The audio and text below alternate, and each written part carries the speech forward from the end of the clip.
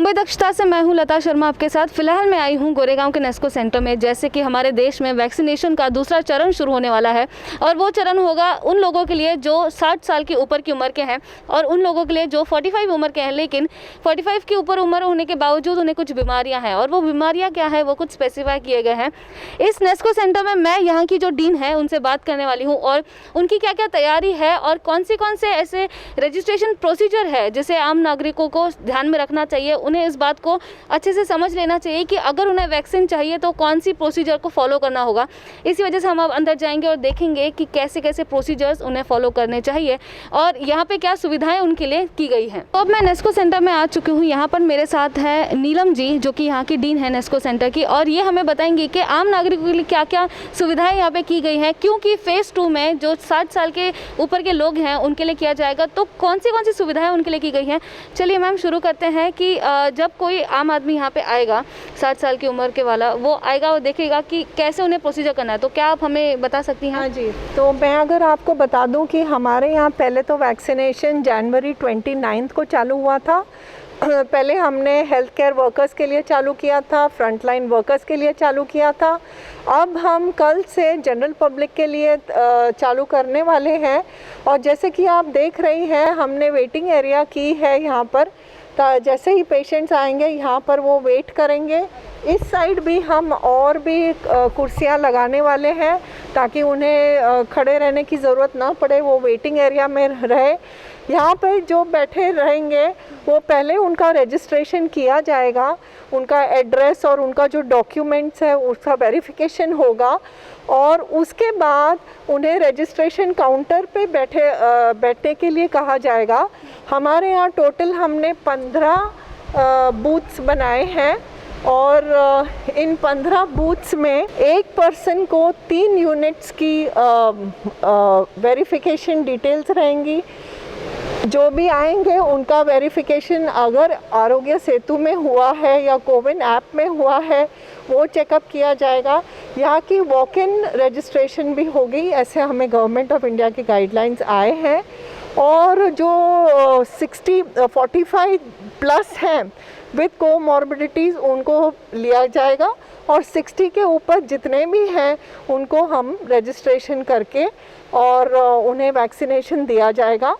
और गवर्नमेंट ने ऐसे 20 लिस्ट किए हैं मेडिकल इश्यूज़, जैसे कि किसी को हार्ट प्रॉब्लम हो या स्ट्रोक हुआ हो या पल्मोनरी डिजीज़ हो या अनकंट्रोल्ड डायबिटीज़ या वैसे भी डायबिटीज़ सिंस 10 इयर्स हो, या कि उनका इजेक्शन फ्रैक्शन हार्ट का कम है या कोई कंजेनाइटल हार्ट डिजीज़ है या किडनी प्रॉब्लम्स है या कोई कैंसर है, ऐसे लिस्टिंग दी गई है हमें।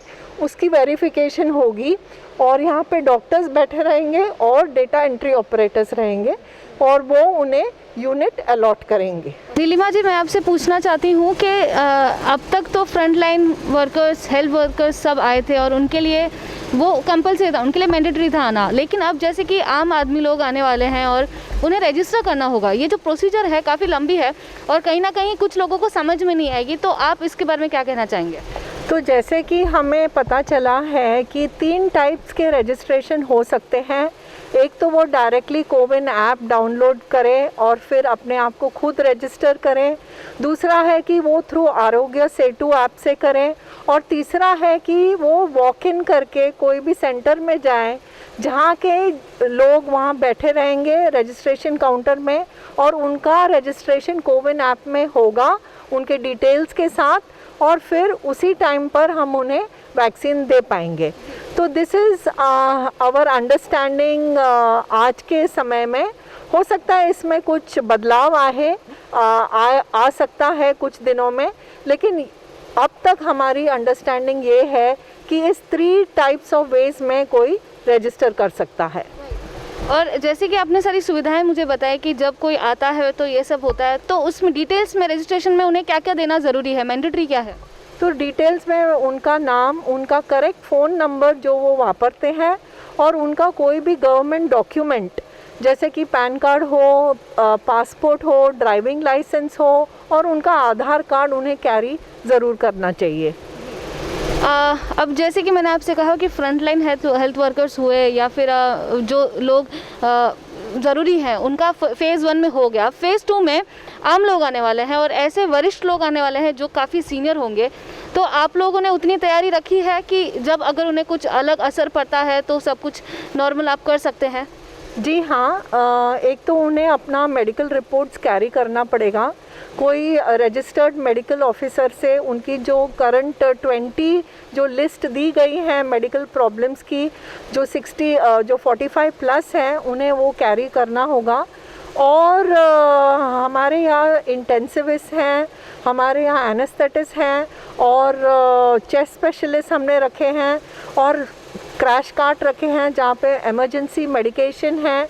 हमने एक मिनी आईसीयू भी तैयार किया है। हमारे यहाँ खुद प्रॉपर आईसीयू इस्टेब्लिश्ड है, तो कुछ ऐसा प्रॉब्लम हुआ तो we can take full care.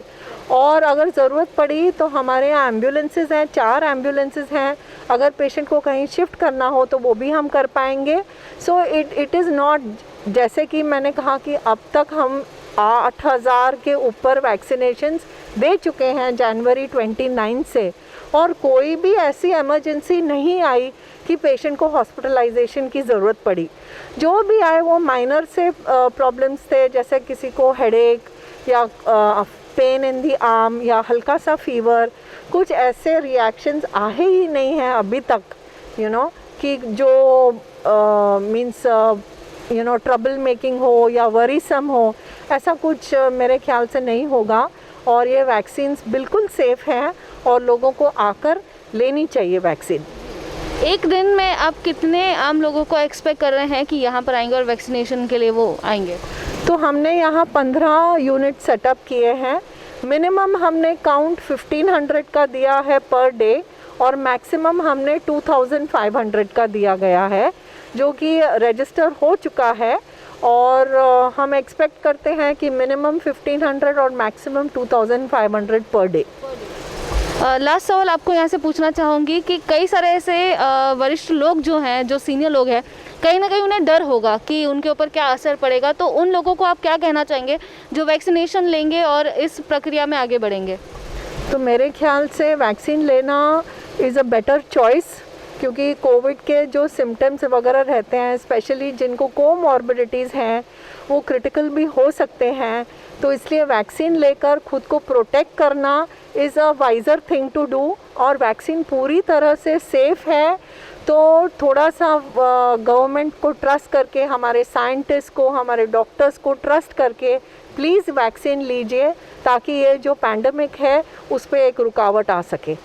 हमारे देश में वैक्सीनेशन का जो दूसरा चरण है उसके लिए पूरा मुंबई तैयार है, पूरा देश तैयार है। वहीं मैं गोरेगांव के नेस्को सेंटर में आई हूँ, यहाँ की भी पूरी टीम तैयार है और ये जानकर बहुत खुशी हो रही है कि जो वरिष्ठ नागरिक हैं वो भी कहीं ना कहीं इसमें दिलचस्पी ले रहे हैं।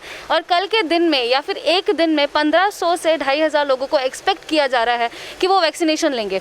यहाँ पर ये देखा जाए तो कहीं ना कहीं बहुत अच्छी बात हो रही है, क्योंकि देश में पिछले साल हमने कोरोना वायरस के पैंडेमिक की वजह से बहुत कुछ फेस किया है, लेकिन जो वरिष्ठ नागरिक हैं और जो 45 ऊपर के एज के अगर उन्हें कुछ बीमारियां हैं तो वैक्सीनेशन में भरोसा कर सकते हैं, क्योंकि ये उन्हें कोरोना वायरस से बचाएगा। और आजकल जैसे कि कहा जा रहा है कि कोरोना वायरस का जो दूसरा लहर है वो वापस आ रहा है, इसी वजह से खुद को कोरोना वायरस से बचाने के लिए इस फेज़ 2 में जितने भी वरिष्ठ नागरिक हैं वो आ सकते हैं और खुद को इसमें अपना भाग ले सकते हैं।